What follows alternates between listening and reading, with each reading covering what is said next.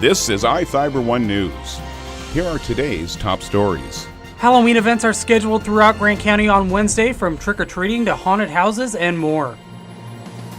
How do good trails get made? With a lot of work. But first, if you're doing it right, there's a lot of talk. 8 architecture and design firms submitted proposals to be considered for the design work of 2 Moses Lake elementary schools. It was a do-or-die situation in Moses Lake last Saturday when the Ephrata Tigers took on Toppenish in the CWAC Championship. From the iFIBER 1 newsroom, this is iFIBER 1 News. And it starts now. Halloween events are scheduled throughout Grant County on Wednesday, from trick-or-treating to haunted houses and more. In Ephrata, downtown trick-or-treating runs from 4 p.m. to 6 p.m. at participating businesses. The American Legion is hosting a trunk or treat and games at the Legion Post, located at 276 8th Avenue Northwest, from 5 p.m. to 8 p.m. Columbia Basin Hospital is offering free x-rays of candy from 5 p.m. to 8 p.m. at the hospital. In Moses Lake, the annual downtown trick-or-treating is from 5 p.m. to 7 p.m. and also includes performances from the Ballet Academy of Moses Lake to Michael Jackson's Thriller. Moses Lake High School is again holding Halloween night events from 6 p.m. to 8 p.m. at the high school. The event is sponsored by the school ASB, open to kids ages 2 to 10. The Moses Lake Presbyterian Church is holding their annual harvest party from 6 p.m. to 8 p.m. And the Living Nightmare Haunted Attraction, located at 16063 Stratford Road Northeast, is open from 7 p.m. to midnight.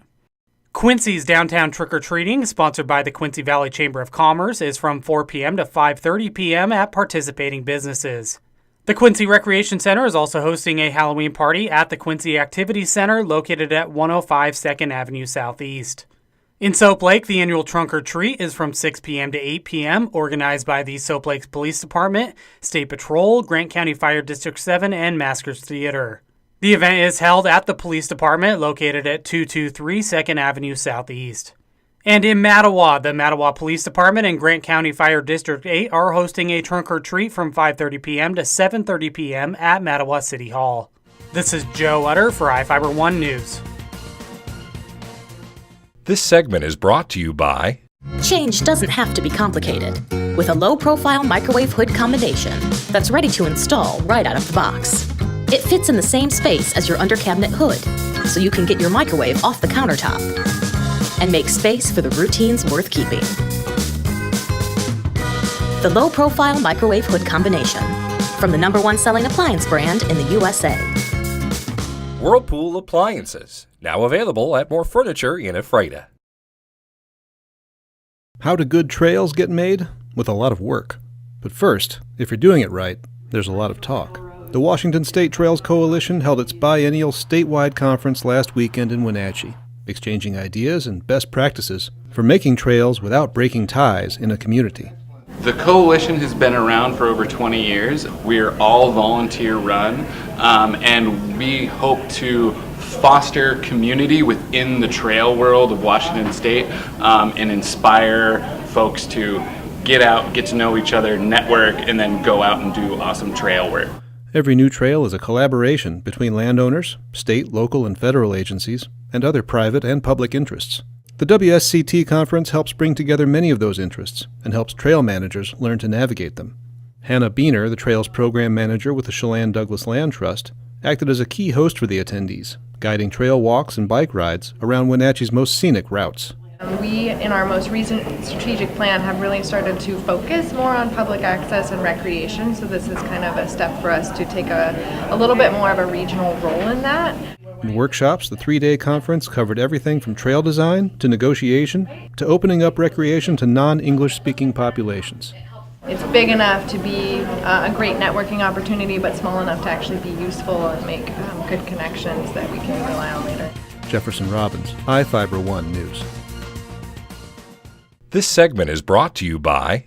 Your taste buds bored? Well, then bring them to Jay's Teriyaki. Not only does Jay's have a variety of teriyaki dishes, they also offer mouth-watering salads and sides. Call Jay's 509-764-5155. Jay's Teriyaki, located at 123 East Broadway in Moses Lake, because it's all in the sauce. 8 architecture and design firms submitted proposals to be considered for the design work of 2 Moses Lake elementary schools.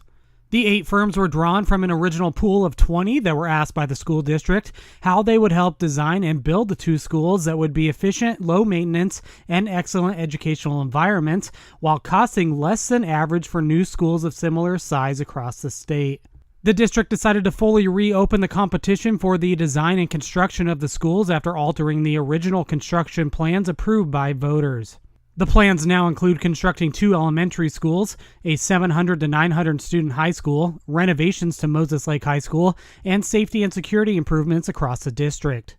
The district also decided to re-examine preliminary designs of the elementary schools that had been submitted. The designs for the schools were based on the last 2 schools the district built, which recently received unsatisfactory grades during the state's review of the functionality of the district's educational spaces. The school district has started the process of selecting a firm best suited to meet the district's needs. This is Joe Utter for iFIBER 1 News.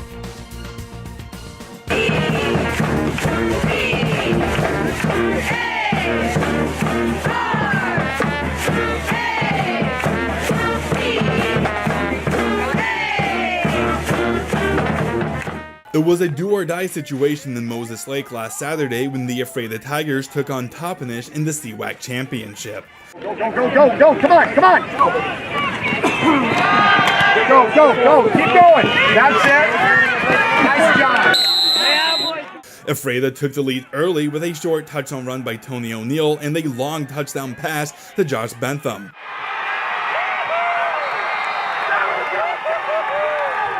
The defense kept Toppenish off the field by handing them several 3-and-outs and forcing multiple turnovers. The Tigers entered halftime with a 14-0 lead and only built on it from there. The Tigers burned most of the third quarter on the first drive of the second half to score another touchdown. By the time iFIBER scored its 4th touchdown in the fourth quarter to take a 28-0 lead, the game was all but put away. A fumble recovery by defensive back Seth Elliott for a touchdown definitely sealed the deal for iFIBER.